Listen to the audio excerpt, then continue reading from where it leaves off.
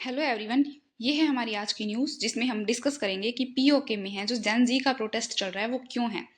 जेन जी जो क्यों है वो सड़कों पर आ गई है और पाक गवर्नमेंट के खिलाफ विद्रोह कर रही है। इसमें हम डिस्कस करेंगे।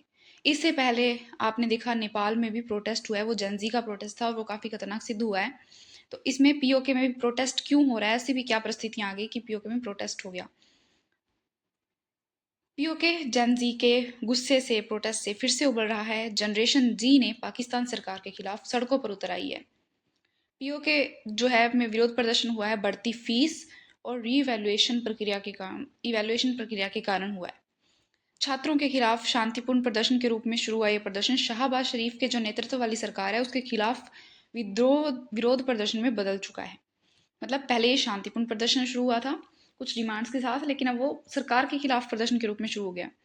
इस महीने की शुरू में हुए विरोध प्रदर्शन ज्यादातर शांतिपूर्ण रहे, लेकिन एक अज्ञात बंदूकधारी द्वारा छात्रों के एक समूह पर गोलीबारी कर दी गई। उसके बाद अराजकता और फैल गई। एक छात्र क्योंकि घायल हो गया था। सोशल मीडिया पर वायरल वीडियो में मुजफ्फराबाद में एक व्यक्ति प्रदर्शनकारियों पर गोलियां चलाता दिख रहा है और उससे उस इलाके में दहशत फैल गई। उसके अनुसार यह घटना पुलिस अधिकारियों की मौजूदगी में हुई थी, जिससे इस घटना को थोड़ा और फ्यूल मिल गया। पीओ की जनरेशन जी का विरोध प्रदर्शन हिंसक हो गया है। यह आंदोलन में एक महत्वपूर्ण मोड़ साबित हुआ है क्योंकि आक्रोशित छात्रों ने टायर जलाए हैं, आगजनी की है और तोड़फोड़ की है। इससे पहले जो दक्षिण एशियाई देशों जैसे नेपाल और बांग्लादेश में भी जेन जी के प्रोटेस्ट हो चुके हैं। नेपाल का प्रोटेस्ट तो अभी बहुत ज़्यादा खतरनाक था। उन्होंने संसद भवन जला दिए थे, मंत्रियों के घर जला दिए थे। तो इसी वजह से तो ये भी सेम सेम वैसा ही हो रहा है क्योंकि आगजनी वगैरह हो रही है, वायलेंस हो रही है। इसका बैकग्राउंड क्या था? जनवरी 2024 में एक आंदोलन हुआ था जिसमें छात्रों ने आरोप लगाया था कि उनकी सेमेस्टर की फीस जो है वो लाखों रुपए वसूले जा रहे हैं। सेमेस्टर की फीस बहुत ज़्यादा है। उसके साथ फिर पीओके में शिक्षण और प्रशासनिक कर्मचारी थे, उन्होंने भी अपनी सैलरी में वृद्धि के लिए विरोध प्रदर्शन में शामिल हो गए। मतलब धीरे धीरे वाइड होता गया। इसी तरह एक छोटे से टॉपिक से शुरू होकर ये वाइड हो रहा है, बढ़ता जा रहा है। और उसके बाद इसके जो है पीओके में जो भी चल रहा है प्रोटेस्ट, उसकी डिमांड्स क्या हैं, उसके कारण क्या हैं। पीओके में जो इंटरमीडिएट है उनके फर्स्ट ईयर की जो परीक्षा के परिणाम थे वो 6 महीने लेट घोषित किए गए थे। और जो मार्क्स थे जितने आने चाहिए थे उसे कम दिए थे। और इसका रीज़न उन्होंने बताया है ई मार्किंग सिस्टम को। मतलब मार्किंग सिस्टम का डिजिटलाइजेशन होने के कारण जो है उनके मार्क्स उनको कम दिए गए थे। एक तो रिजल्ट लेट आया, ऊपर से उन्हें मार्क्स भी कम दिए गए। और कुछ छात्रों को उन विषयों में पास कर दिया गया जिनकी परीक्षा उन्होंने दी ही नहीं थी। जिनका उन्होंने एग्जाम नहीं भी दिया था उनमें भी उन्हें पास कर दिया गया है। टूटे हुए कैंपस, खराब स्वास्थ्य सेवाएं और परिवहन की सुविधा में कमी, ये सब कुछ भी रीज़न है। उन्होंने जो यूथ हैं उसको और भी ज़्यादा, उनके जो गुस्से को और भी ज़्यादा गहरा कर दिया है। मीरपुर के शिक्षा बोर्ड ने जो ई मार्किंग सिस्टम है उसके आकलन के लिए एक समिति का गठन तो किया है। पुनर्मूल्यांकन शुल्क में छूट की मांग हुई है। रीएवैल्यूएशन सिस्टम में जो है उसमें शुल्क शुल्क में मांग मांग की गई है छूट करने की, क्योंकि हर सब्जेक्ट का रीवैल्यूएशन कराने पर 1500 रुपये रखते हैं।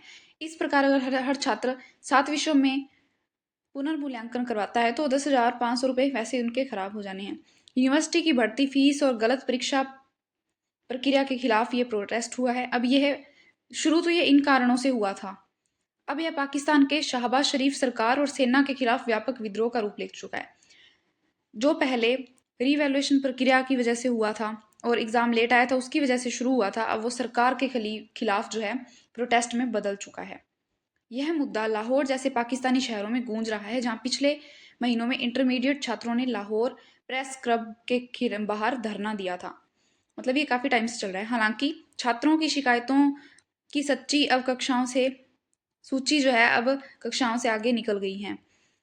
बुनियादी ढांचा, पहले उन्होंने सिर्फ शिकायतों की लिस्ट में 2-3 चीज़ें शामिल थी जैसे रीवैल्यूएशन और ई मार्किंग सिस्टम। अभी इंफ्रास्ट्रक्चर, बुनियादी ढांचे पे भी आ गए हैं। खराब स्वास्थ्य सेवा और परिवहन की कमी, ये सब भी युवाओं ने इनको भी रीज़न बना लिया है। इस आंदोलन को प्रभावशाली संयुक्त अवामी एक्शन कमेटी जेएएसी का समर्थन मिला है, जो अक्टूबर में हुए हिंसक विरोध प्रदर्शनों में सबसे आगे थी। मतलब ये कमेटी इनको सपोर्ट कर रही है जो छात्र डिमांड कर रहे हैं। 1 महीने पहले पाकिस्तान के कश्मीर में अशांति फैल गई थी। कर राहत, आटे, बिजली पर सब्सिडी और विकास परियोजनाओं को पूरा करने सहित 30 मांगों को लेकर आंदोलन में 12 से ज्यादा लोग मारे गए थे। हालांकि जब पाकिस्तान सरकार ने गोलाबारी करके आंदोलन को दबाने की कोशिश की, तो यह आंदोलन सेना प्रमुख असीम मुनीर के नेतृत्व में सेना की जातियों और भ्रष्टाचार के खिलाफ हो गया। पहले ये आटे और बिजली सब्सिडी और विकास परियोजनाओं के लिए शुरू हुआ था मांगों को लेकर, बाद में असीम मुनीर के नेतृत्व वाली सेना के खिलाफ हो गया और भ्रष्टाचार के खिलाफ में बदल गया। प्रदर्शनकारियों के साथ एक समझौते पर हस्ताक्षर किए गए जिनमें उनकी कुछ मांगे मान ली गई ताकि इसको शांत किया जा सके। ऐसे ही प्रोटेस्ट जो है नेपाल में हुआ था, जहाँ केपी शर्मा ओली के नेतृत्व वाली सरकार गिर गई थी, क्योंकि वहां पे कुछ सोशल मीडिया पर प्रतिबंध भी लगा दिए गए थे। इससे जो है जेनजी जो है काफी ज्यादा आक्रोशित हो गई थी। भ्रष्टाचार, उसके बाद ये भ्रष्टाचार के खिलाफ हो गया था। सभी मंत्रियों के घरों में तोड़फोड़ की गई, आग लगा दी गई और संसद को आग के हवाले कर दिया गया। नेपाल में जो है काफी ज्यादा इंफ्रास्ट्रक्चर को नुकसान पहुंचाया गया था। बांग्लादेश में भी प्रोटेस्ट हुआ था जेनजी का। शेख हसीना की वहां पे सरकार गिर गई थी। 2022 में श्रीलंका में, जहां घरेलू मुद्दों पर जनता का गुस्सा तेजी से भ्रष्टाचार विरोधी प्रदर्शनों में बदल गया। ये सब प्रोटेस्ट ऐसे हैं जो किसी छोटे से मुद्दे को लेकर शुरू हुए थे, लेकिन बाद में सरकार के खिलाफ भ्रष्टाचार विरोधी प्रदर्शनों का रूप ले लिए थे। जैन जी के जो प्रोटेस्ट हैं वो Nepal, Indonesia, Philippines, Timor Leste और मालदीव्स में भी हुए हैं। तो ये है पीओके, जिसे गिलगित बाल्टिस्तान भी कहा जाता है। ये है जम्मू एंड कश्मीर और ये इधर लद्दाख है। अभी ये मैप चेंज हो चुका है। पीओके पाकिस्तान अधिकृत कश्मीर क्या है? पाकिस्तान अधिकृत कश्मीर पीओके ऐतिहासिक रूप से जम्मू और कश्मीर रियासत का हिस्सा था, जो अब विलय पत्र पर हस्ताक्षर करने के परिणाम स्वरूप भारत का महत्वपूर्ण अंग है। फिर भी 1947 में पाकिस्तान ने इस पर अवैध रूप से कब्जा कर लिया। 1947 में भारत की स्वतंत्रता के समय अंग्रेजों ने रियासतों पर अपना मुकदमा छोड़ दिया और उन्हें भारत या पाकिस्तान में शामिल होने के लिए ऑफर दिया कि वो जिस भी देश को चुनना चाहें वो चुन सकते हैं। उन्होंने या फिर स्वतंत्र शामिल होने या फिर स्वतंत्र रहने की अनुमति दी। पीओके आधिकारिक तौर पर दो भागों में बटा है, जिन्हें आधिकारिक भाषाओं में जम्मू और कश्मीर और गिलगित बाल्टिस्तान के नाम से जाना जाता है। जम्मू और कश्मीर है वो इंडिया का है और गिलगित बाल्टिस्तान जो है उसे पीओके कहते हैं।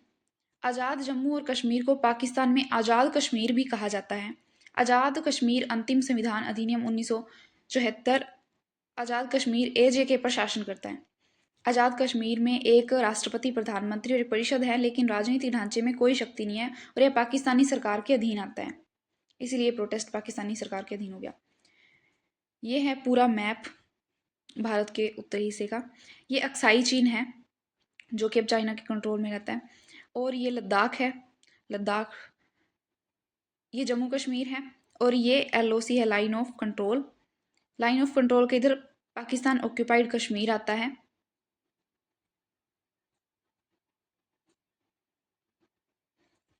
पीओके इतना महत्वपूर्ण क्यों है? अपनी निकटता के कारण पीओके रणनीतिक रूप से महत्वपूर्ण है। इसकी सीमाएं कई अंतर्राष्ट्रीय स्थानों से लगती है, जिसमें पश्चिम में पाकिस्तान का पंजाब और उत्तर पश्चिमी सीमांत प्रांत, जिसे अब खैबर पख्तूनख्वा कहा जाता है, उत्तर पश्चिम में अफगानिस्तान का लखनऊ, उत्तर में चीन का शिनजियांग प्रांत, पूर्व में भारत का जम्मू कश्मीर शामिल है। इसके अलावा पूरे जम्मू और कश्मीर पर कब्जा करना पाकिस्तान की आबादी के लिए काफी फायदेमंद हो सकता है। ये है line of control Pakistan occupied Kashmir, जो कि काफ़ी इम्पोर्टेंट है।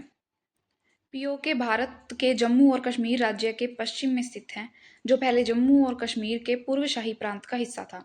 हालांकि 1947 में कश्मीर को लेकर हुए भारत पाकिस्तान के युद्ध के बाद इसका अस्तित्व समाप्त हो गया और इसे गिलगित बाल्टिस्तान के नाम से, और यह क्षेत्र गिलगित बाल्टिस्तान से भी जुड़ा है, जिसे संयुक्त राष्ट्र और अंतर्राष्ट्रीय संगठन पाकिस्तान नियंत्रित कश्मीर कहते हैं। Pakistan occupied Kashmir PoK. तो ये थी हमारी आज की न्यूज़, जिसमें हमने देखा कि जो पीओके में है जेन जी का प्रोटेस्ट चल रहा है, जो कि रीवैल्यूएशन की वजह से, रीवैल्यूएशन की जो प्राइस है वो काफ़ी ज़्यादा है उसकी वजह से, और जो ई मार्किंग सिस्टम है उसकी वजह से, क्योंकि उसमें जो है रिज़ल्ट लेट जो है दिए गए हैं और उसमें भी मार्क्स कम दिए गए हैं, और कुछ जो एग्ज़ाम उन्होंने दिए भी नहीं थे उनको भी पास कर दिया गया उन सब्जेक्ट्स में। और धीरे धीरे यह इन छोटे से मुद्दों को लेकर शुरू हुआ, लेकिन अभी ये शहबाज शरीफ की जो है सरकार के खिलाफ चला गया है प्रोटेस्ट। तो ये थी हमारी आज की न्यूज़, जिसमें हमने पीओके में जेन जी के प्रोटेस्ट के बारे में जाना और साथ ही पीओके के बारे में जाना। आई होप आपको अच्छी लगी होगी। Thank you so much.